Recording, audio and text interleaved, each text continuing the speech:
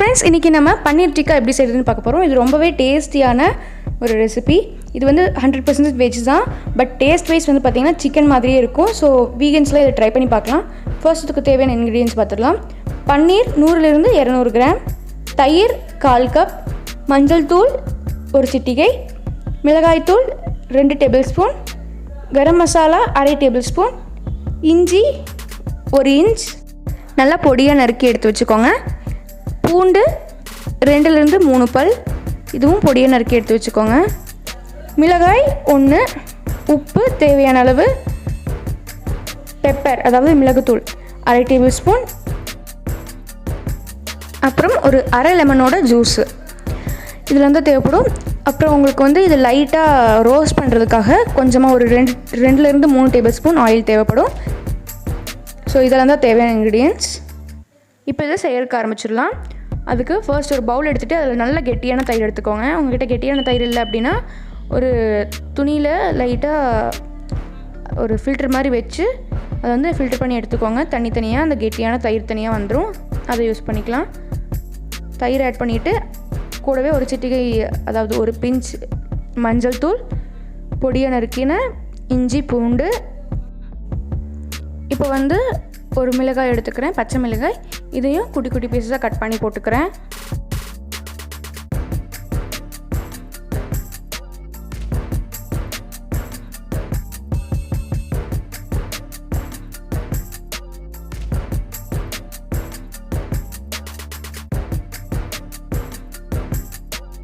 கூடவே ஒரு அரை table spoon garam masala add பண்ணிக்கிறேன்.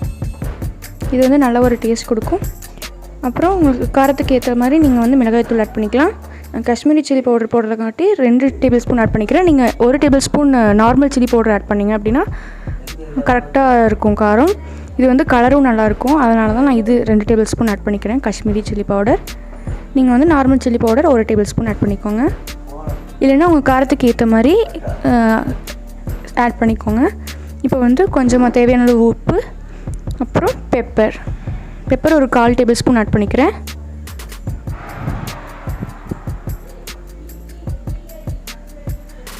ஒரு 1/4 டேபிள் ஸ்பூன் பெப்பர்,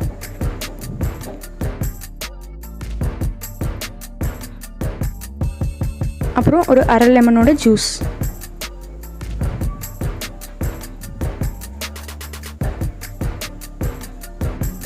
இப்போ வந்து இது எல்லாத்தையும் நல்லா மிக்ஸ் பண்ணிக்கலாம்.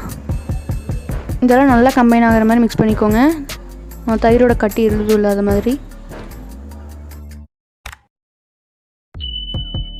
நம்மளோட மசாலா ரெடி ஆயிடுச்சு. இப்போ வந்து நம்மக்கிட்ட இருக்க பன்னீரை சேர்த்து லைட்டாக இதை வந்து கோட் பண்ணிக்கலாம். இப்போ வந்து ஸ்பூன் யூஸ் பண்ணாதீங்க, ஏன்னா பன்னீர் வந்து உடஞ்சிரும். அதனால் கை யூஸ் பண்ணி நல்லா மிக்ஸ் பண்ணி விட்டுக்கோங்க. எல்லா பக்கமும் இந்த பன்னீரில் இந்த மசாலா கோட் ஆகிற மாதிரி மிக்ஸ் பண்ணி விட்டுக்கோங்க. இந்த மசாலா நல்லா கோட் ஆகி இதில் அந்த பன்னீர் நல்லா மேரினேட் ஆனால் தான் நமக்கு வந்து டேஸ்ட் நல்லாயிருக்கும். ஸோ அது மாதிரி நல்லா மிக்ஸ் பண்ணி விட்டுட்டு இதை வந்து ஒரு அரை மணி நேரம் நல்லா மேரினேட் பண்ணி அதுக்கப்புறமா தான் நம்ம வந்து எண்ணெயில் போட்டு ரோஸ்ட் பண்ணணும். நம்ம சில்லிக்கெலாம் வந்து எப்படி பண்ணுவோமோ அது மாதிரி பண்ணக்கூடாது. அந்த எண்ணெய் வந்து நம்ம லைட்டாக ஒரு 2 to 3 டேபிள் ஸ்பூன்ஸ் இருந்தாலே போதும். இதை வந்து நீங்கள் ஒரு அரை மணி நேரம் வச்சுட்டு அதுக்கப்புறம் பண்ணலாம். இல்லைனா நைட் ஃபுல்லாக ஃப்ரிட்ஜ்குள்ளே வச்சுட்டு காலையில் எடுத்தும் பண்ணலாம். நான் வந்து இதை நைட் ஃபுல்லாக ஃப்ரிட்ஜ்குள்ளே வச்சு எடுத்துருக்கேன். நல்லா மேரினேட் ஆகி நல்லா டேஸ்ட் பிடிச்சிருக்கு. இப்போ வந்து ஒரு பேனில் ஆயில் சேர்த்துட்டு இதையும் போட்டு நல்லா லைட்டாக ரோஸ்ட் பண்ணி எடுத்துக்கோங்க. எல்லா சைட்ஸும் நல்லா ரோஸ்ட் ஆகிற மாதிரி திருப்பி விட்டு ரோஸ்ட் பண்ணி எடுத்துக்கலாம். நான் முன்னாடியே சொன்ன மாதிரி ஆயில் ரொம்ப தேவைப்படாது, ஒரு 2 to 3 டேபிள் ஸ்பூன்ஸ் இருந்தாலே போதும். இது மாதிரி லைட்டாக ஆட் பண்ணிவிட்டு நம்ம பன்னீரை ஆட் பண்ணி ரோஸ்ட் பண்ணி எடுத்துக்கலாம்.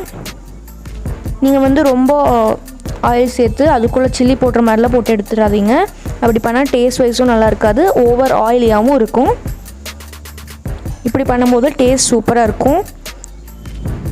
அண்ட் ஃபைனலாக பார்த்தீங்கன்னா டேஸ்ட் வந்து சிக்கன் மாதிரியே இருந்துச்சு. நான் எக்ஸ்பெக்ட் பண்ணாத அளவுக்கு நல்லா டேஸ்டியாக இருந்துச்சு. எல்லா சைடும் லைட்டாக வேகிற மாதிரி ரோஸ்ட் பண்ணி எடுத்துக்கலாம்.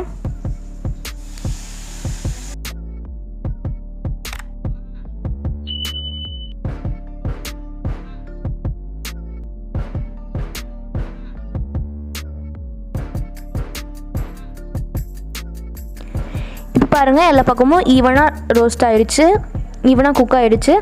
இப்போ வந்து இது மாதிரி ஒரு ஃபோர்க் வச்சு இப்படி எடுத்துக்கோங்க. அப்போ தான் ஆயில் எதுவும் இல்லாத மாதிரி ஈஸியாக எடுக்கலாம். பாருங்கள், இப்படி எடுத்துட்டிங்க அப்படின்னா எந்த ஆயிலும் வராது.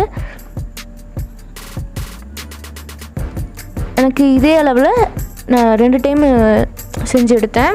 100 கிராம் பன்னீருக்கு ஒரு 2 பேர் சாப்பிட்ற அளவுக்கு கிடச்சிது.